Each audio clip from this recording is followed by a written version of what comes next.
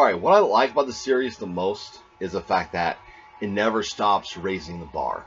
It's like, okay, we'll set the craziness to 10, and now it's cranked up to 12. Now it's cranked up to 13. Now it's cranked up to 20. Now it's cranked up to fucking 23. And so on and so forth. And when you think you had an understanding of a principal concept, it's almost as if Yuuji Kaku is like, nah, you didn't understand this for shit. And you're like, damn, you're right. I didn't understand it for shit. Because now, at first I thought I was like, okay, Tao is kind of easy to understand. And Tao is yin and yang. Strong accepting weak. Weak accepting the strong. Is the essence of life of everything. And it follows the 5 elements of the Chinese elements, basically. You know, wood, fire, water, earth, metal. Those 5 elements is what it follows. And granted, there's elements that oppose each other. There's elements that are basically friendly with each other. But then, it turns out that people can have unique types of Taos. And it turns out that if you're not careful on how you use Tao, or if you're a novice when it comes to using Tao, you can end up like Gabimaru and lose your memories. Now, granted, if it wasn't for Sagiri utilizing her Tao, which was a friendly Tao for Gabimaru, if she didn't utilize that and brought him back, kind of, Gabimaru would have died.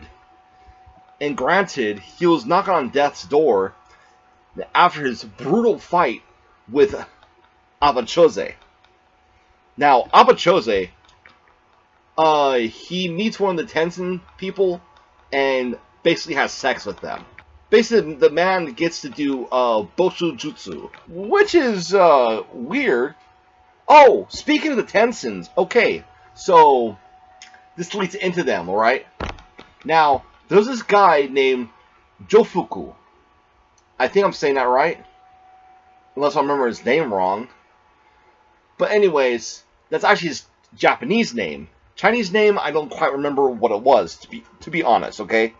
So, what ends up happening is that this guy from China, who has been, like, studying Taoism and such, you know, and figures out that certain people and creatures kind of share the same wavelength of Tao, and so he gets, like, a bunch of people, goes to an island, and claims this island as his ruling kingdom, essentially, okay?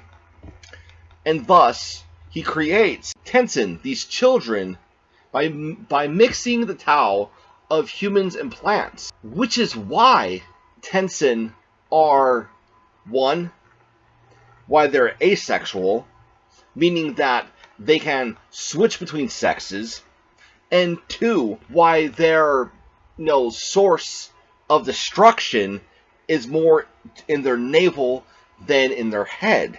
Because, think about it, a plant gets its nutrients from its roots. Once you uproot a plant, that plant can no longer survive. It starts dying.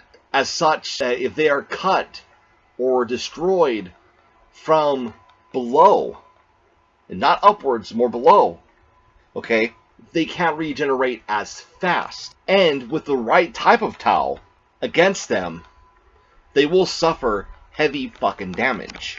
Oh yeah, all the shogunate's hired men, those 4 Yamada Asaemon, and all those ninja from Iwakakure village have just arrived. And what's crazy is that something that happens when Gabimaru is still in his ruined state is that Gabimaru basically believes that once he dies, somebody will come and take his place. Now, granted, this is not the same Gabimaru that we've known.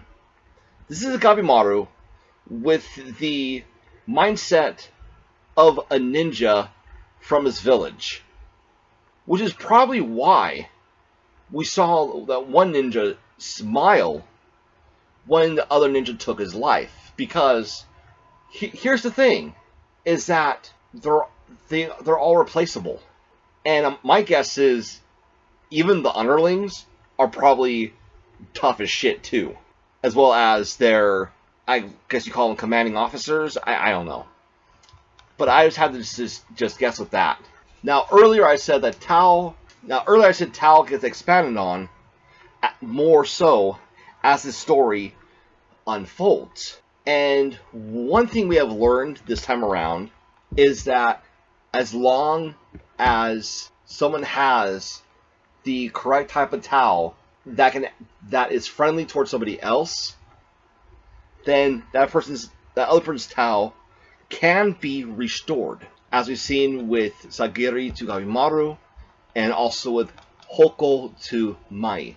Also, in a short time span, Mai went from becoming a beautiful woman to going back to being a little kid again. So fucking weird. Oh yeah, Hoko gave his life so Mai could survive. Honestly, that was a sad moment right there. But I gotta be upfront with you guys. So far, there has not been a moment in the story yet that has made me choke up or even cry. Possibly the anime might do different. Who knows? Good possibility. But then again, at the same time, the anime may not have the same kind of impact. Alright, so with that being said, what do you guys think of Jigokuraku Hell's Paradise Volume 6? Let me know in the comments down below. Thank you guys for watching. Hope you guys have a wonderful day. If you'd be so kind, give this video a thumbs up, as well as subscribe to the channel if you haven't already. Also, don't forget to hit that notification icon, and make sure that bell is a ring-a-ding-dingin'. That way, you will know when I put out another video. Wow, pull out another video? That doesn't sound right. Whatever. Alright. I'll catch you guys later. Bye-bye.